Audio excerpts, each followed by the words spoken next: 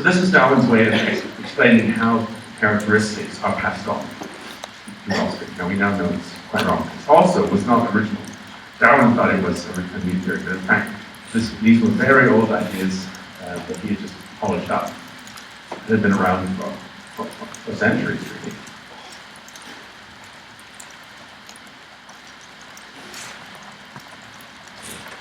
Now, this book also has, I think, one of the best encapsulations in Darwin's own words of his theory in this one paragraph. So if you want a good summary of Darwin's theory in his own words, this is probably one of the best, but it's buried in a book that nobody reads. It's very dry and dull. But anyway, I'll give you this for your identification. You can read it later. This one, a few pages further on, you get his description of how the idea of evolution by descent, or descent modification, came to him.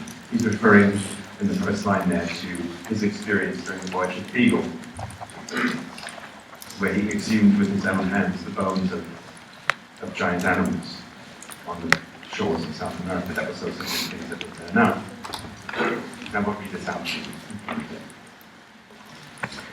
But the complaint that many of his critics and also many of his supporters had was, well, if selection is in effect selecting these little differences between organisms, these little variations, where do the variations come from in the first place? No one couldn't answer that. But he used an analogy, which I've given you the link there to where it appears in the book. This is how it works. He says, imagine we wanted to explain to a savage, Victorians always use savage, some uncivilized person who doesn't know anything about modern technology. Imagine we explain to a savage how we build a house of stone. Then we select various stones from the base of the cliff, for example, which are all different shapes and sizes. We use flat ones where we need a flat bit of stone. We used ones that fit in the arch, that are the right shape and so forth. And piece by piece, you construct the house and use flat ones to build the roof. He said it would be unfair if we explained how all of this was put together, and the savage then said, but you haven't shown me how this works, because you didn't explain how all the rocks came to be the exact shape that they are. And Darwin said it's the same with biology. I don't know how all the little tiny things came to be the shape or the way that they are. I don't know how variations are caused, but they exist, and they're all different. And those little differences are put together by selection to build a house, or to build an organism, to build a chick or a fish or whatever. Quite a clever analogy. It did silence a few of his critics. Okay, now we'll move on to The Descent of Man, published in 1871. Remember that Origin of Species was published in 1829 and doesn't talk about human evolution, even though that's what most of his readers and critics were worried about and were thinking about was human evolution. Doesn't this apply to human beings have evolved? And Huxley's book in 1863, Man's Basic Nature, was the first book on human evolution. So Darwin came out by this time, in 1871, it wasn't so shocking anymore. People were hearing about the suggestion of human evolution for a long time. So it wasn't so shocking as he expected it to be.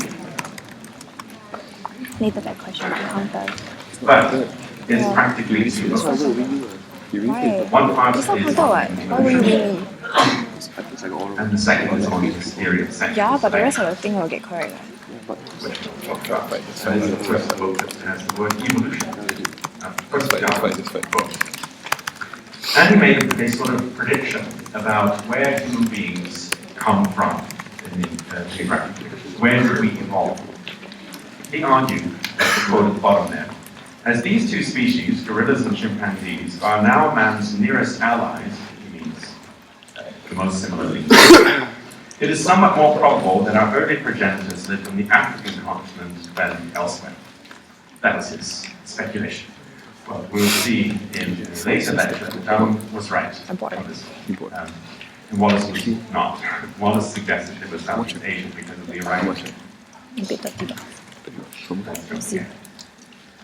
So Darwin he said there were three main kinds of evidence for anatomical features of our bodies that indicate our descent from other primates.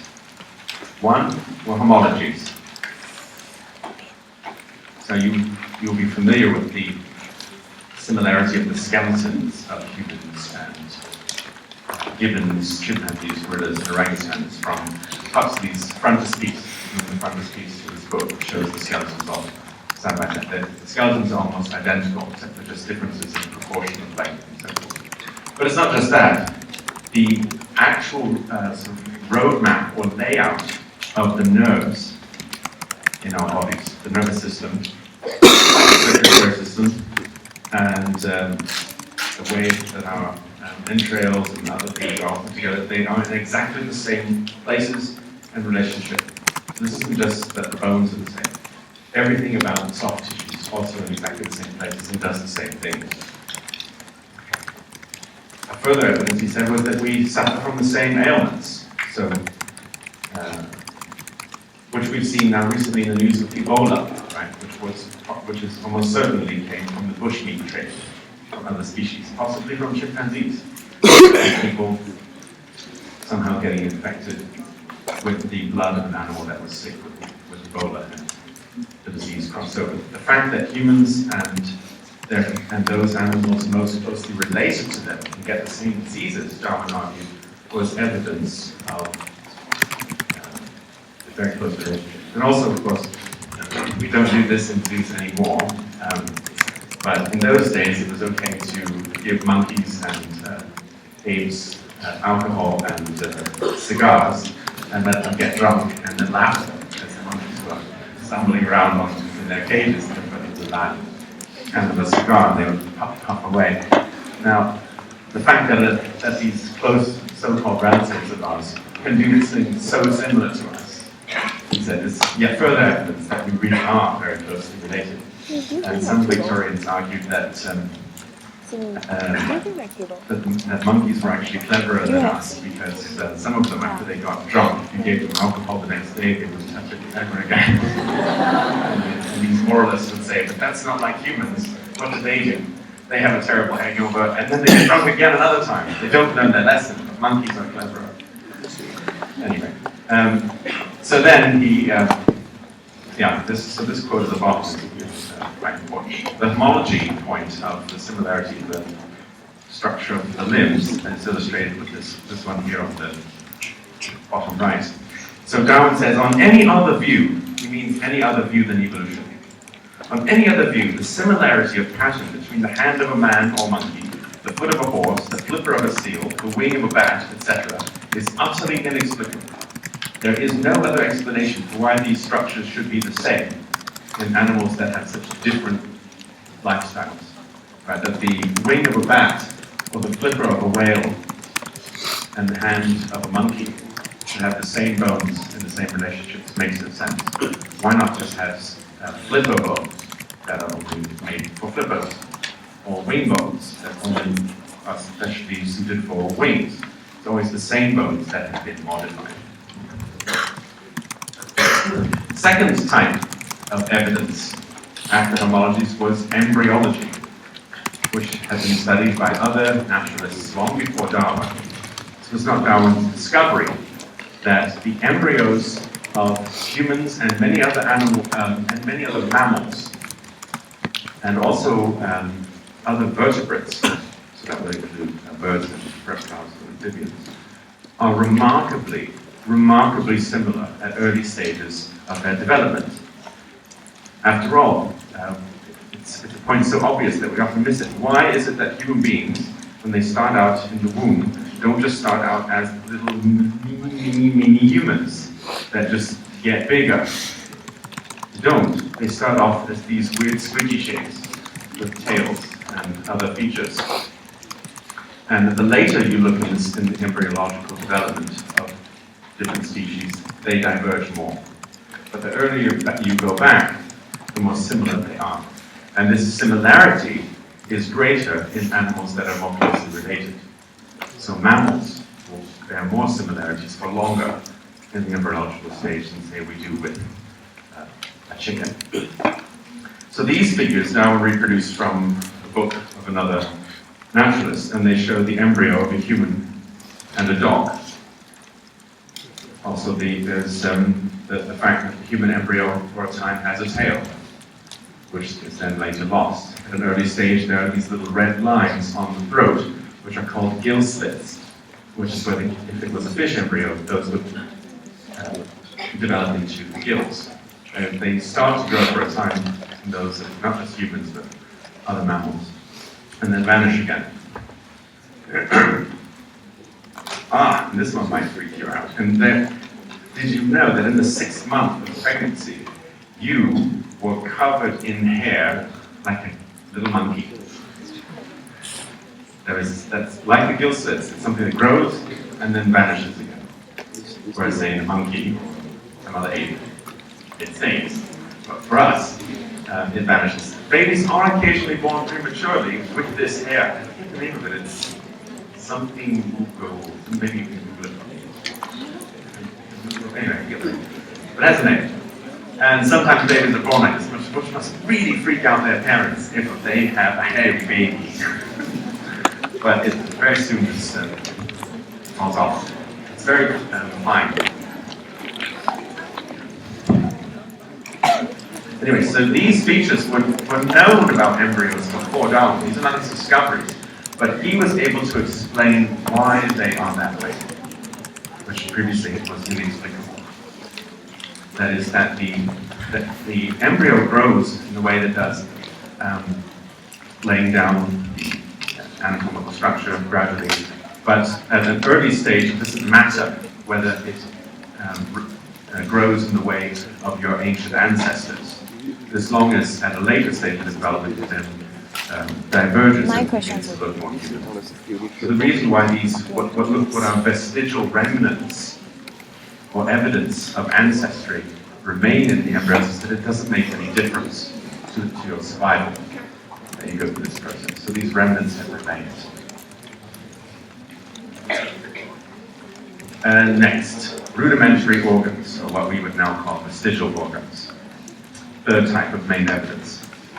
Human beings have all kinds of vestigial structures that no longer have a function, but which did in our ancestors.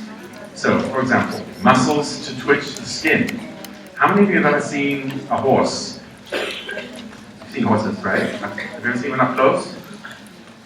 When a fly or something irritating lands on them, they can shake a bit of their skin like that, and the fly will fly away. Because they can't reach everywhere, and they're constantly having flies on them. So they can twitch little bits of their skin with muscular control. Well, we have the same muscles, but we can no longer do that. Or if any of you can, I'd be really impressed. Come on, show us. But you sometimes are aware of it when you get a twitch. Do you ever get a muscular twitch? It's just sort of bring. Can't stop it for a minute or so? That's those muscles. Unfortunately, not twitching flies away, but just irritating you. Next, yes, and also moving the scalp. Some people can move their hair back and forth. You can probably see that.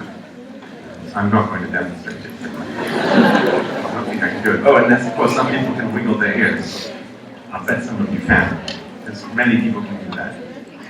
Right? Now, Darwin argued we have the muscles we have the same muscles that other species, like monkeys and many other species, have muscles to direct their ears towards the direction of sound. And cats are a great example. You know, my cat hears something behind him, and he can point the ears backwards. We have those muscles, but our ears don't work like that. So those muscles are basically useless now. They're vestigial, they're shrunken, but they're still there, and they sort of kind of work for some people. So that's what you can do. Not of any use anymore, is it? It's a leftover from a time when it was useful in other species.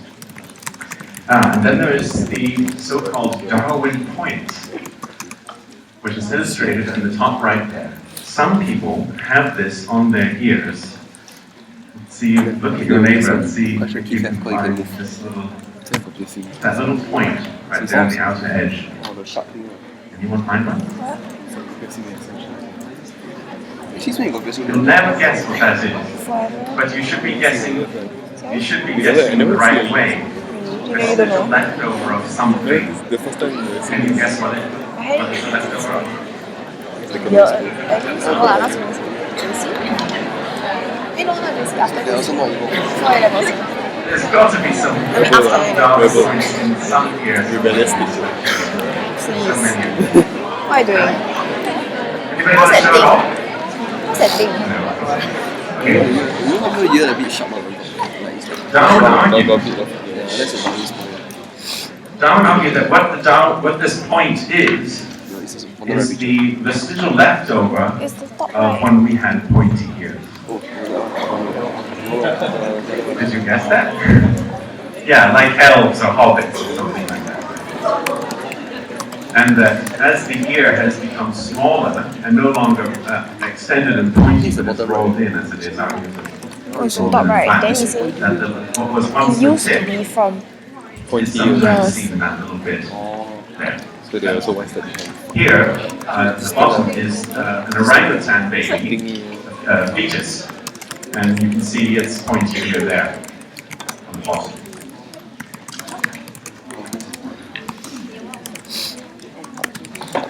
Another one that you can all see is the remnant or the leftover of your third eyelid.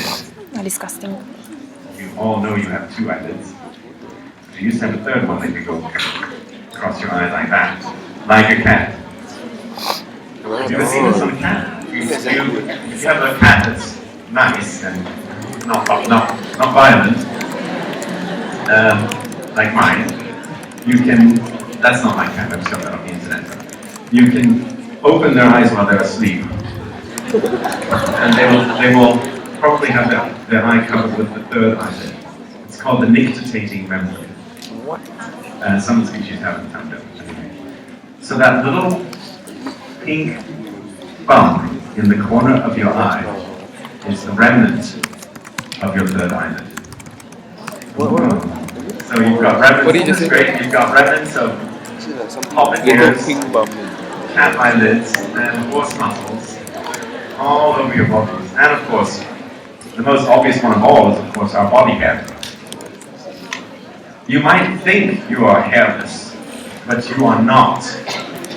Even those of you who are not as hairy as I am. You will have the same number of hairs on your body.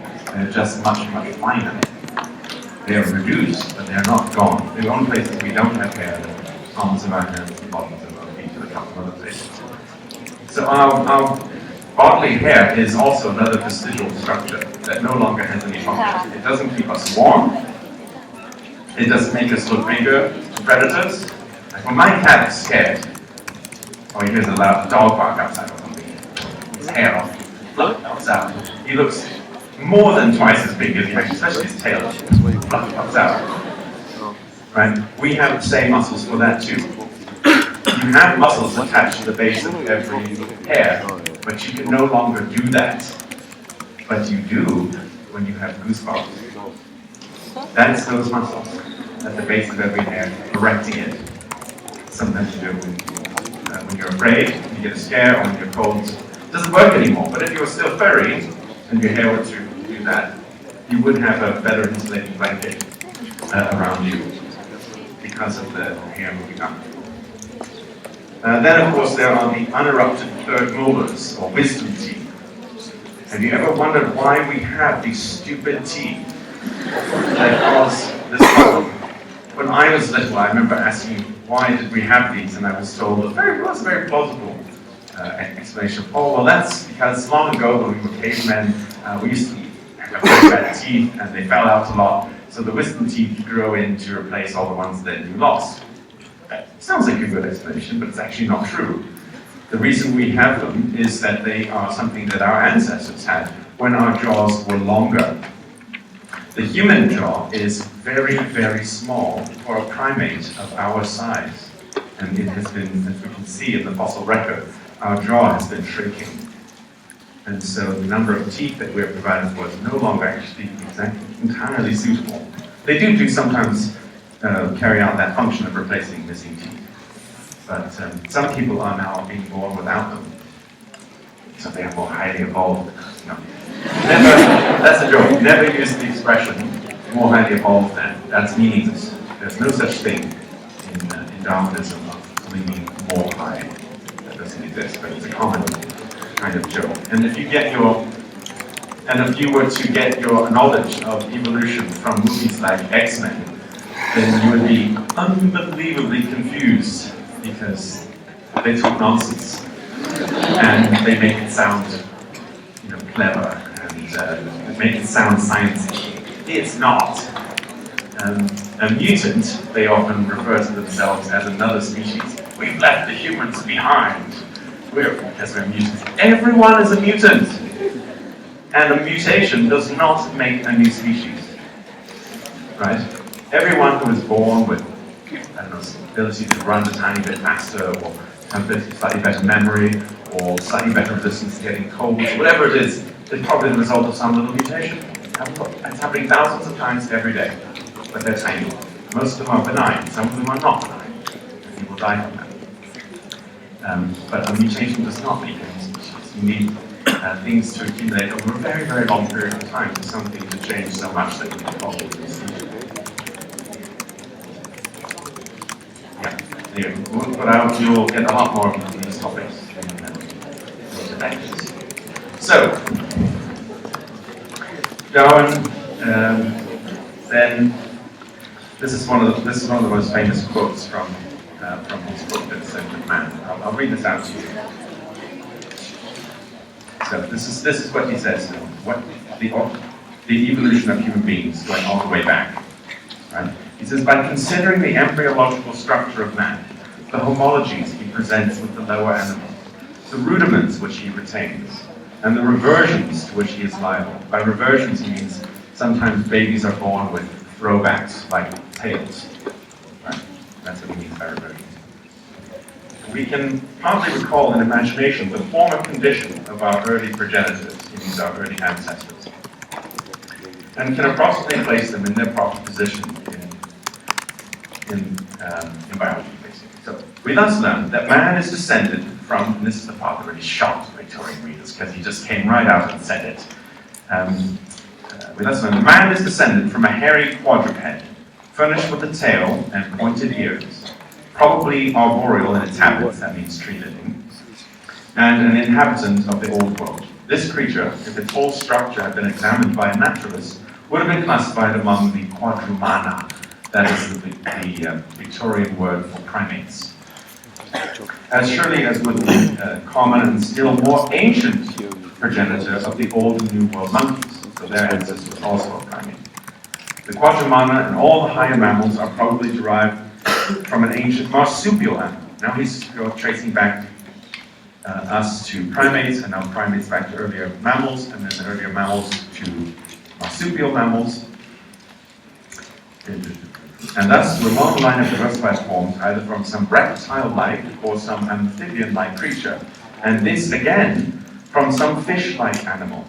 And in the dim obscurity of the past, we can see that the early progenitor of all the vertebrates must have been an aquatic animal, provided with branchiae, which is gills, with the two sexes united in the same individual, that means a hermaphrodite, which is why men have nipples, and with the most important organs of the body, such as the brain and the heart, imperfectly developed. This animal seems to have been more like the larvae of our existing marine ascidians than any other known form.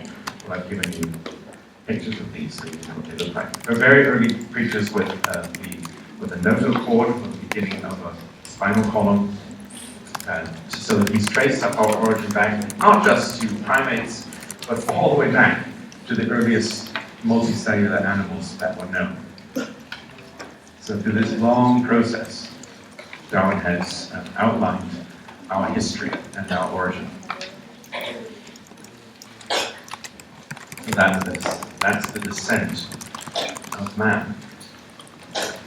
In the next part of the book, which is actually 3/4 of the book, Darwin discusses his other theory, natural selection. But as it's now 2:45, let's take a 5-minute break. Yeah, okay.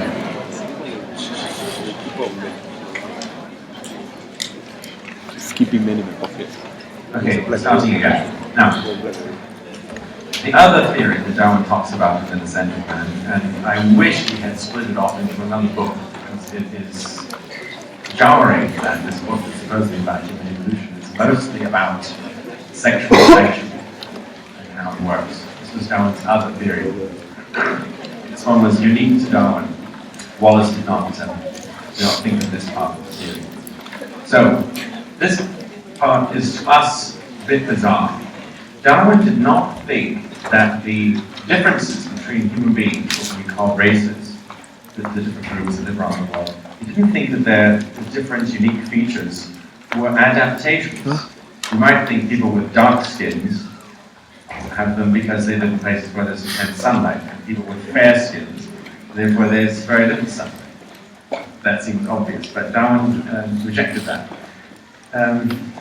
His reasons were, they weren't actually silly. He knew that human groups had moved around so much during history that you couldn't rely on the fact that where people are now is where they're from. After all, look at all of you. Most of you are probably born in Singapore, but your ancestors are not from here. You're from much further in the north, or wherever in the world your ancestors came from. So he looked for another explanation for why human beings look differently. And he applied his sexual selection theory. So, the reason, in Darwin's view, why the different races of humans look different is because of the ladies. Ladies, women, have selected the men they find most attractive, and that this has shaped each race differently. So there are people in parts of Africa with enormous bottoms. And this is a racial feature. They're different. Darwin mentions that. Well, obviously they fancy that. So people with bigger bottoms get more activity. And so that has become more pronounced and so forth. And following some of the common beliefs in Victorian times, which we don't accept anymore, it was believed that people were attracted to people with the same racial features. And so that the preferential, in a way, selection by females, but also by males, of people with certain looks is why races had turned out the way that they had. This is now no longer accepted. But to establish his case, and also simply to discuss how sexual selection works, he discusses throughout this massive book every other kind of species you can think of, rather than human beings. So these creatures, for example, he's showing now, look, why do the males look so different from the females? Why do so many species have antlers or horns? Or in the case of these lizards, well, I guess they're horns too. Or even in fish, you have what we now call sexual dimorphism. That is, that these sexes look different. And same with many beetles. They've got these big horns and things for fighting other males. And if they win, then they get the go. And same with a rooster. Roosters have spurs on their legs. These pointy outgrowths, which are painful, I can tell you from personal experience if you get attacked by one. They're used to fight other males. Females don't have them. Why? Because those males who can outfight their rivals can get the go. And therefore, the attributes that enable them to win the fight get passed on to more offspring than, say, the losers who have really small spurs or really small horns, for example, or no horns. Losers, they don't get any girls. Similarly with other features like this. Now, this hummingbird doesn't use its feathers to fight other males. They don't smack each other in the head or anything because they're just feathers. They don't do anything. But this is the other form of sexual selection, not male versus male competition for the females, but rather a female choice. In other words, that females choose the best looking males. And those with whatever it is females fancy, let's say ancestors of this hummingbird had slightly longer tail feathers than usual. Maybe the females had, ooh, nice tail, and had sex with that one. And so slightly longer tails became a bit more common. And every generation was the same thing. You had a couple of males sitting next to each other on a perch, on a branch, one with sort of stubby, normal length tail, and then the glitzy fellow next to him with this long, shiny tail. Ooh, all the girls would go to him.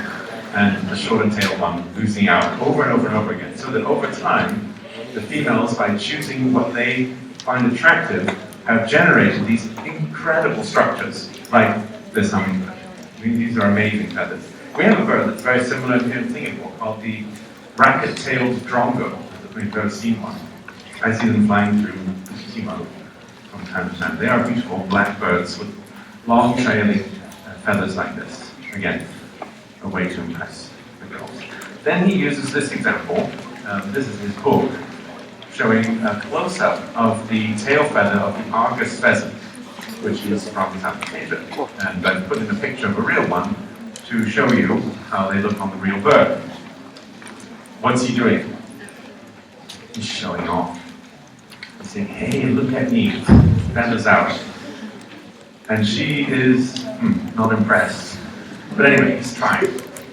So this, like the peacock, right, is a bird that has evolved unbelievably large feathery structures, which are used for display to impress females. And the Argus pheasant's feathers are some of the most beautiful in the world. They are incredible. And Darwin goes into some detail to argue how these tail feathers evolved from, and how indeed these particular, they're called eyes, how this feature evolved. So you see how that little white spot on the top left corner of each eye, it gives the effect of it being 3D, doesn't it? Like it's a roundish eye that's shiny. But that's just a color effect. This is not a reflection on the photograph. The feathers are actually colored in that way.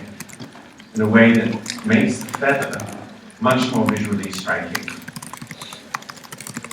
Hence, has a bigger impact. And they argue that this evolved from a more reduced and standard structure that was present in some of the other feathers of these birds, especially at the base near the body. So that something that was already there had been chosen by females whenever it was, say, a little bit rounder or a little bit glossier. And over many thousands of generations, the choosing of females had generated these incredibly stunning structures. So, this is what he says. Many will declare that it is utterly incredible that a female bird should be able to appreciate fine shading and exquisite patterns. It is undoubtedly a marvelous fact that she should possess this almost human degree of taste, though perhaps she admires the general effect rather than each separate detail. He who thinks that he can safely gauge the discrimination and taste of the lower animals may deny that the female Argus pheasant can appreciate such refined beauty, but he will then be compelled to admit that the extraordinary attitude assumed by the male during the act of courtship, that is the posture of having the feathers all up, pointed at the female, the extraordinary attitude assumed by the male, by which the wonderful beauty of his plumage is fully displayed, are purposeless. And this is a conclusion which I, for one, will never admit. In other words, it's obvious from the way the male holds his feathers and directs them at the female that therefore are to look at. And the female makes up her own mind whether or not she is interested or not. So, this goes not only for appearances, but also works for birdsong. And I have here a David Attenborough clip. I think the word what means.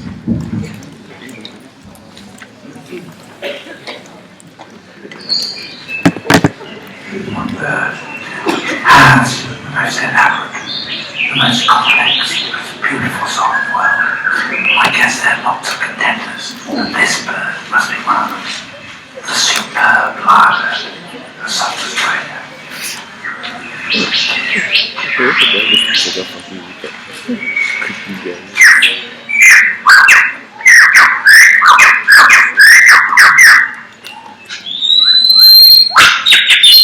He clears a space in the forest that serves as his concert platform.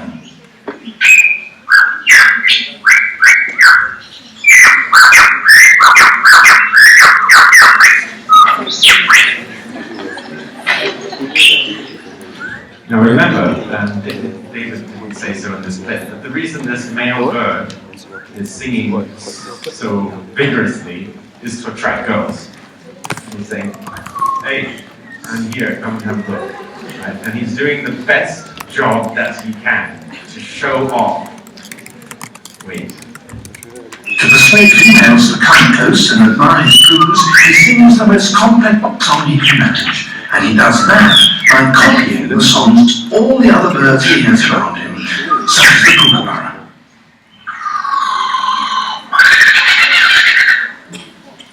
It's a pretty convincing impersonation.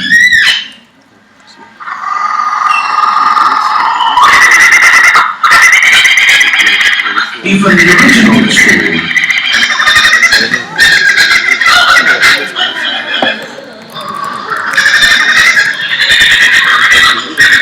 He can imitate the calls of at least 20 different species.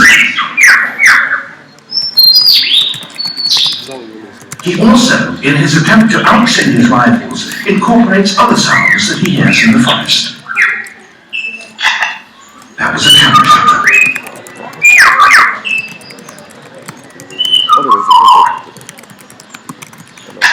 And again. And now a camera with a meta drive.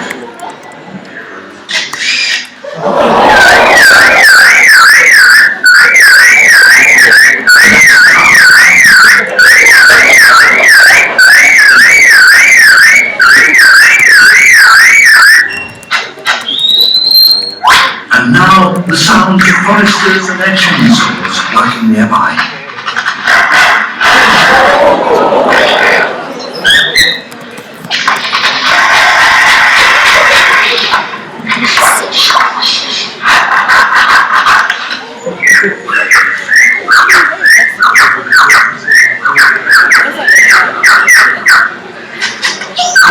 Wonderful performance is only one example of the extent to which male birds will go in order to attract a female. The range of sheer extravagant of courtship displays can be quite astonishing. And the range of relationships between male and female that these displays demonstrate is also much more varied than you might suppose. The new center and then the NUH. So, there you have it. Another form of extraordinary thing about an animal. This time not an amazing tail or giant horns or something, but the ability to sing and to imitate in order to express I'm sure if you were interested, you could probably find this on YouTube. It must be on YouTube. Search for the lyrebird. Any of the servers, right? You'll probably find it if you want to see it again. Oh, by the way, I think it was on the weekend, was a documentary by Channel News Asia called Wild City, which was narrated by Sir David. If you didn't see it, you probably can find it online. So you can hear David talking about our own wildlife. Okay, so the result, of course, of Darwin's book on the descent of man and of his theory in general was, of course, to generate a lot of anxiety, anger, confusion, and ridicule. The idea for many Victorians was absurd and sometimes even insulting and degrading and debasing to suggest that human beings were descended from lowly animals. After all, they thought of themselves as high moral beings that were far superior to the the animal world. And so for Darwin to say that we were descended from other animals was very controversial. So there were lots of caricatures of Darwin as an ape or a monkey himself, which, by the way, you have to admit that his massive eyebrows and big bushy beard did kind of lend themselves to these caricatures, especially that one on the top right. That's a great one. That, Darwin as a chimpanzee. So there's lots of these, and hundreds probably. Here's one. The one in the center, Darwin is showing a monkey. His picture, his image in the mirror, and so forth. Here's one in which a Victorian husband is explaining the descent of man to his Victorian wife and child, and she replies. So he says, "So you see, Mary, baby is descended from a hairy quadruped with pointed ears and a tail. We all are." Mary, "Speak for yourself, Jack. I'm not descended from anything of the kind, I beg to say, and baby takes after me. So there." So this was a comical illustrated weekly Punch, poking fun at people's reactions to Darwin and misunderstandings in this particular case. Here's another one where the gorilla is offended by being claimed that he's related to us. The caption for the fraud of the gorilla: "That man wants to claim my pedigree. He says he is one of my descendants." "Oh, Mr. Darwin, how could you insult him, sir?" "Oh, how insulting to the gorilla that we are related." Now, here's one of those big points from this module that I want you to remember.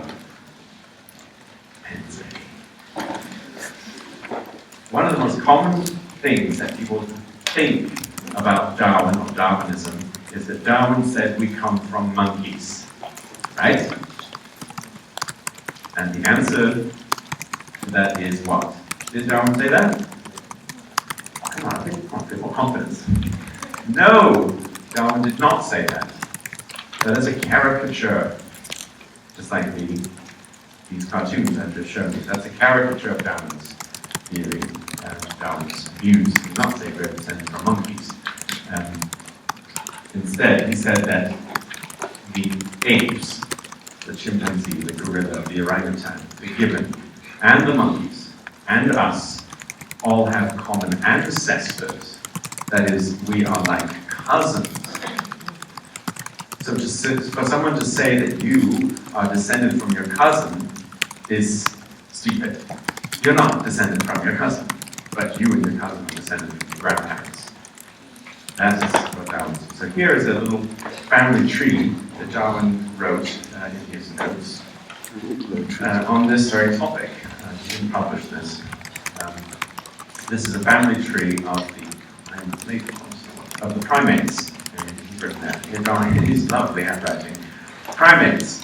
And so here he's got the lemurs branching off here. This great split here, he imagines, okay, when the old world means Africa, Europe, and Asia. And New World means the Americas. So this big split here is when the old world monkeys and the New World monkeys somehow became split and separated. This is just two large groups of monkeys in the world. The New World ones and the Old World ones. One way you can tell the difference is if you see a picture or a film of a monkey and it's holding on to something with its tail, that means it has a prehensile tail. Grasp or even hang from it, it's a New World monkey. No Old World monkeys have prehensile tails. I'm wrong about that, so I'm going to get that email, but no, I'm quite sure that's right. So that's a major split. Anyway, and then here he has the apes, and also the orangutan is there. Gorilla, and then here he's got man.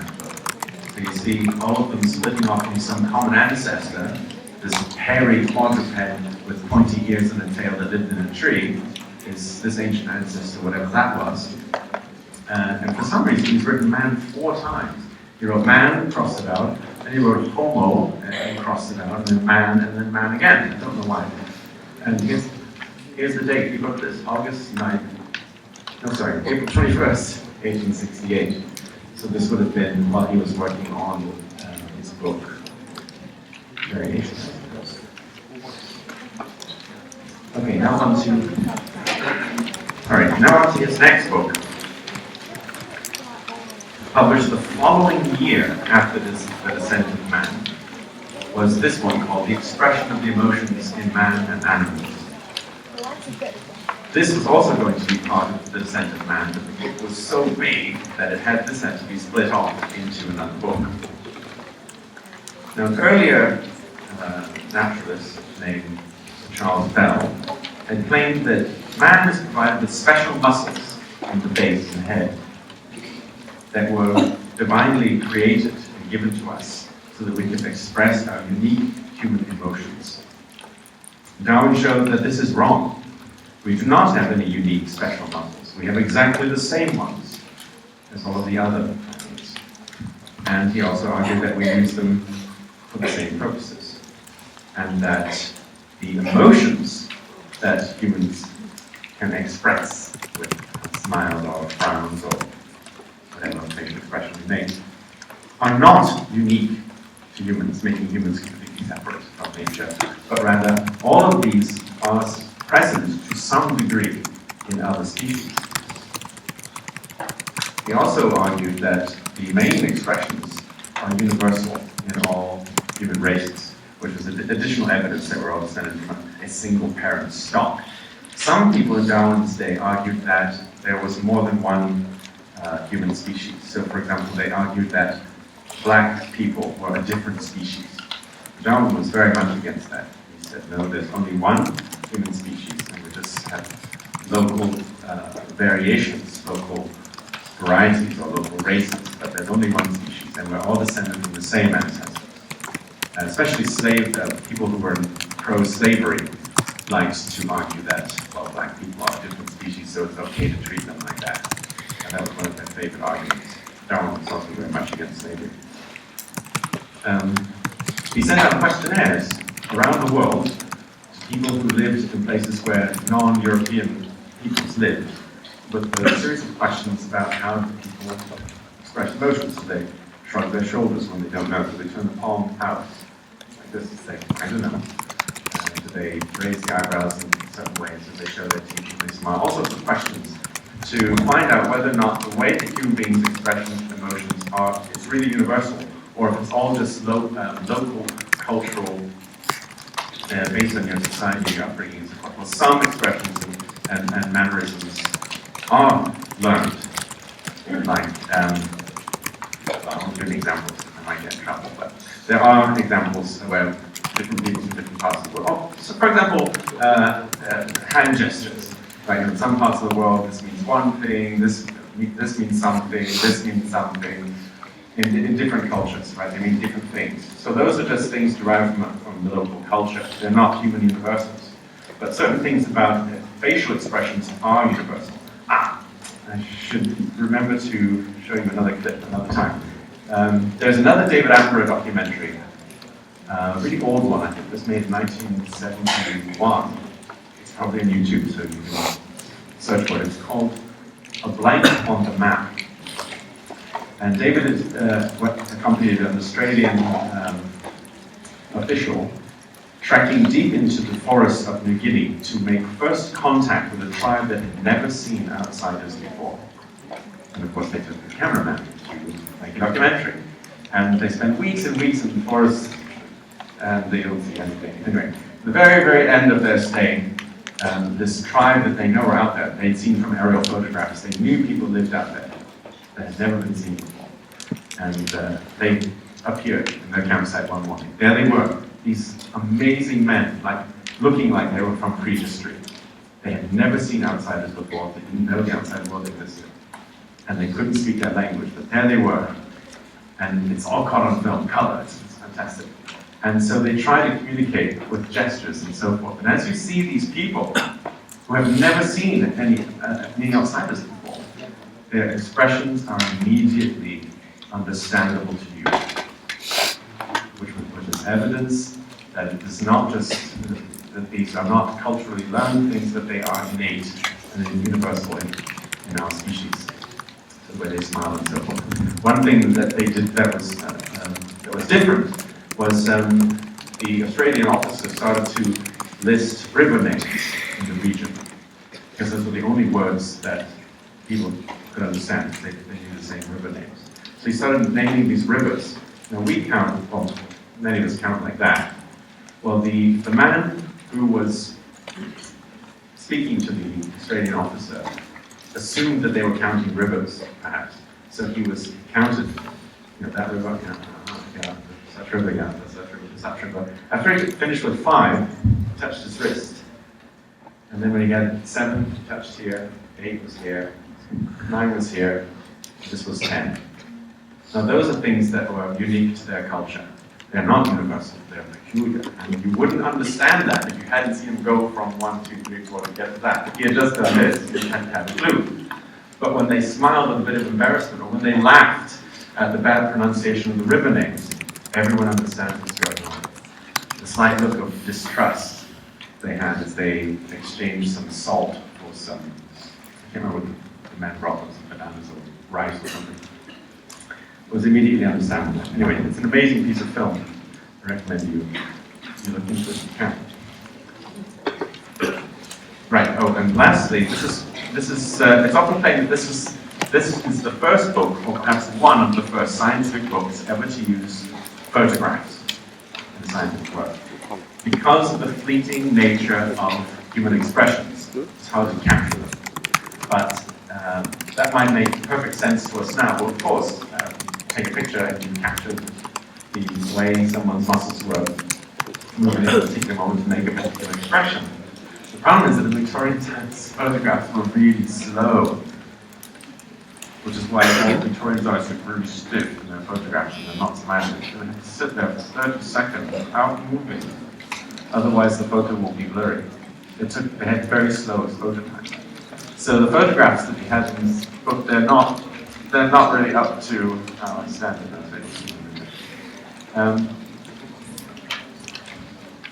Yes. So I think one of the main messages of his book Expressions is the differences in mental functions between humans and other animals is one of degree, not of time. So the way Charles Bell, the person I mentioned a couple of slides ago, argued that human beings were completely separate. We have muscles for showing things on our faces that nothing else possesses. That's wrong. And the emotions themselves are not unique to us. They are present to some degree in other creatures. The point that was perhaps most shocking, most offensive to many of his readers, and we know that his wife didn't like this one. This is the only complaint I'm aware of Emma ever making of Darwin's work. In a letter she said it was painful for her, his argument that human morality was a more refined development of the instincts present in other social animals. She wanted morality to be unique and human. Okay, so you won't be required to remember these. So write that down next to your slide. Don't need to remember this one. But I do want to provide you with this. These are the three main technical points we made. So here's the illustrations of the facial muscles, which he's taken from the works of earlier workers, making that point about how we have the same muscles for everything that we do for things, the eyebrows or whatever. And so here's some examples. This is the black macaque of Sulawesi, not that far away from us. As you can see in the caption, the top one, it says, this is the black macaque in a placid condition. And the lower one, the same when pleased by being caressed. And these drawings are a bit rough, so I've got off the internet. This is what a black macaque really looks like. This one actually, this photo went viral a couple of years ago because this is actually a selfie taken by the macaque. Well, I don't think he's holding the camera. This monkey did get in front of the camera and smiled at it. Presumably, he can see his expression, see his face in the reflection of the lens. I don't know. But he's giving a nice smile. Look at the wrinkles on his face and so forth, showing the teeth. Just like we do, right? Smile and show our teeth. Why do we do that? Darwin argued that it was a sort of a reversal of the threat expression, where some animals show their teeth and they growl or snarl, just show them as a sign of aggression or danger. Look how dangerous I am, I've got their teeth. And that somehow this has been reversed in our family to show I don't mean any harm here, but I'm showing my teeth, no threat here. This is actually not true of macaques. Our macaques here in Singapore, if you've ever had a close look at them, which I hope you have, go to Bukit car park and just hang around there for a while. You'll soon see some macaques, and if you get kind of close to one, they will give you some amazing facial expressions. Go and have a look. It's amazing. They will communicate with you with facial expressions. So they might flick their eyebrows at you. It doesn't mean, hey, you're cute. It means buzz off, you're getting too close. And if you don't go away, that goes to stage 2, show you the teeth. And that's really saying, I'm going to bite you. Actually, they're going to run away back. It's a threat. It's a threat expression. They're plastic teeth. And they have actually very brightly colored eyelids. So when they do some kind of eyelid flash that's quite striking. Unfortunately, I've never seen one take a selfie like this. Okay, here is an example of a dog, right? Showing how its body posture and the way its hair lays, either erect or laying down, are signs of its emotions. This is how dogs express their emotions through body language, through the way that it ears lay. And if you've had a dog or a cat for very long, will recognize these things. Right? So, for example, a cat, if it's really irritated, will hold its ears back. That's what they do before fighting to get them out of the way. But if it just holds its ears back, you know, whoa, you can't leave this off. Don't mess with it. It's expressing how it feels through these external features. Now, here we are right there, see? So there's a cat, very happy, cute purring, and then one really angry. Ears down, and see the tail puffed out, hair erect along the back, as opposed to how they arch their back and have their tail standing erect when they're happy and trying to get some attention. My cat is constantly doing. Yes, and there. Cat terrified of dog. Fully flat. Okay, so here's some of the photographs that Darwin provides in this book. Each one showing different kinds of expressions. This is, in fact, this man here is the photographer who took many of these for Darwin. And so because he had his own camera studio, he was writing to Darwin about this work on expression. So he enacted various expressions for Darwin and then had them photographed himself so that Darwin used them. This is the photographer's wife sneering, annoying. And this is, you see from the way that she's eyebrows and so on. This is an actor who's enacting various emotions. And this is a baby crying. These were quite hard to take at the time because it's a prototype. And this man here, see on the top left side of the screen, this man was, these are photographs taken from a French book on here he is. This man is being electrocuted. Well, not literally, he's being shocked.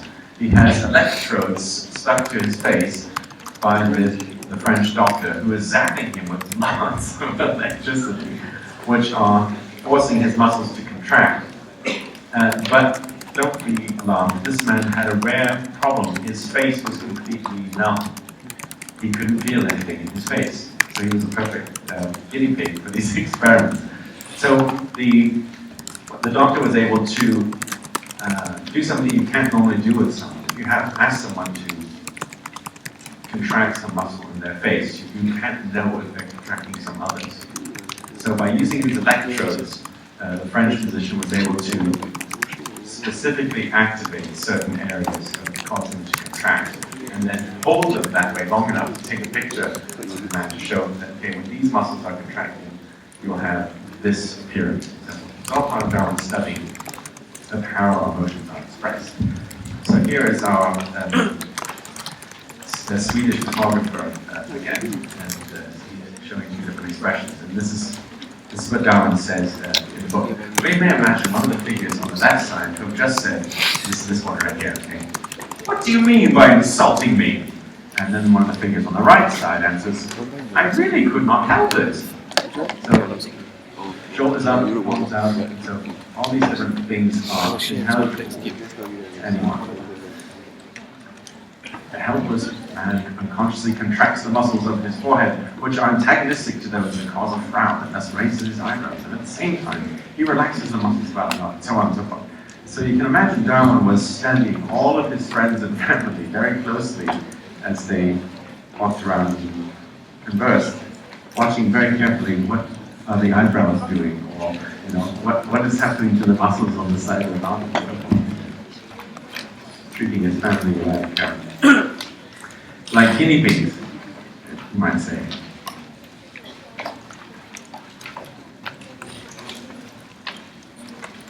So, in many ways, the expression of emotions is one of Darwin's more unusual books because it doesn't talk about natural selection or sexual selection.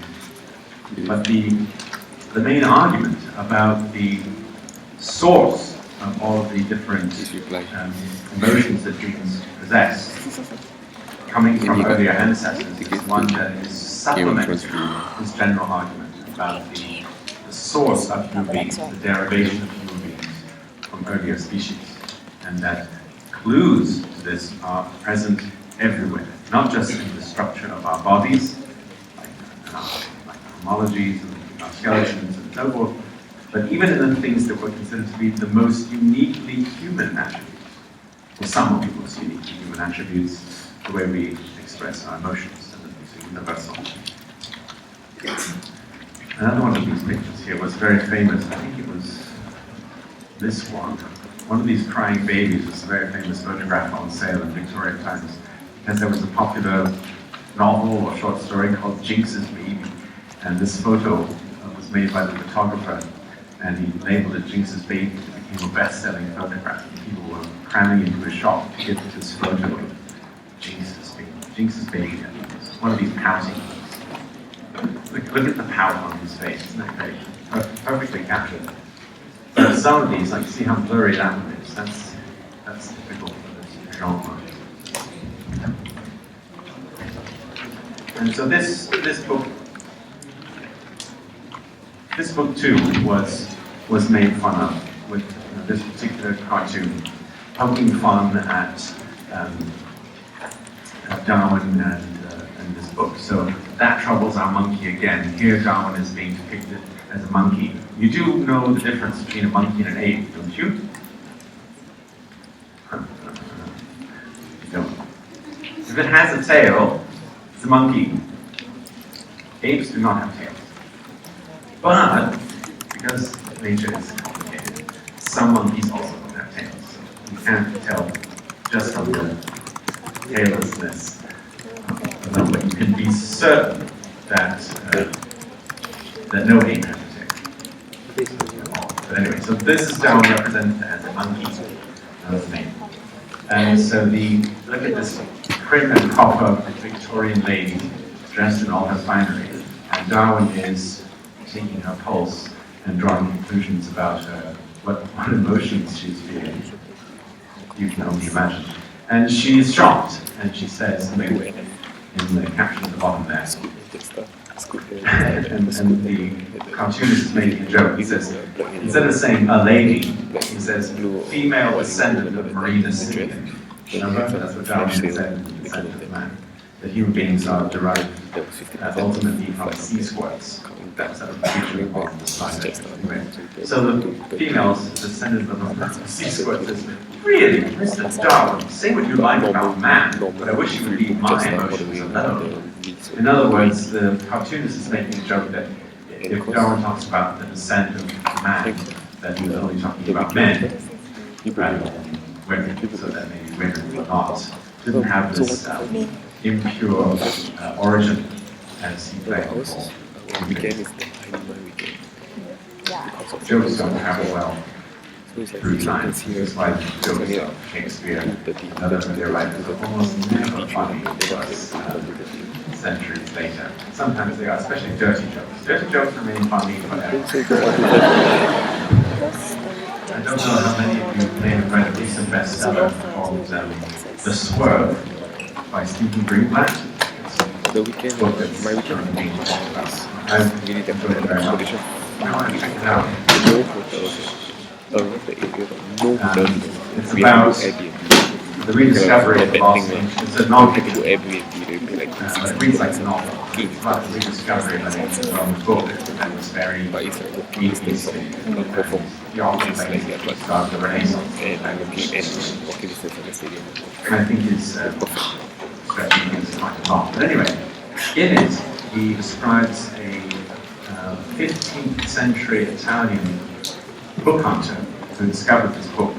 And he wrote a joke book called Classici. And he gives us several examples of them that they're pretty foul, actually. Really dirty jokes. But they also hilarious. Most of them are making fun of priests and the clergy who wrote about sex. Not things like that. Anyway, those two counted at the time. Okay. Please remember what I said about any suggestions for new technologies. I would really be grateful for some suggestions about programs. What is the newest, latest technology that you want to make? Let me know. Okay? All right, that's it.